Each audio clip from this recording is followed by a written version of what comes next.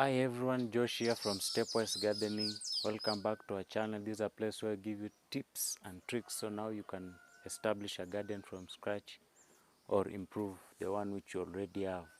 So today we are going to talk about how you can establish your rosemary cuttings in water. This is a very simple method that can come in handy for you as a beginner or even for you as a seasoned gardener. So let's dive into it. Healthy rosemary plant, as you can see here. Then we need a sharp knife or a pruning shear or a pruning knife, whichever you have that can do this work, or even a pair of scissors. As you can see, there are a lot of branches here, but the one which will make a good cutting is green, healthy, vigorous growing, and green tender stem like this one. So what we do, we'll cut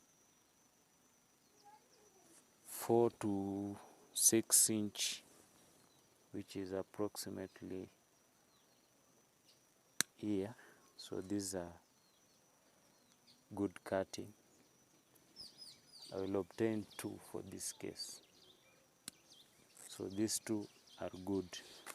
Now what we'll do, we'll remove these leaves on the underside and now dip this into a glass of water so that the part which the leaves were removed will be in the water.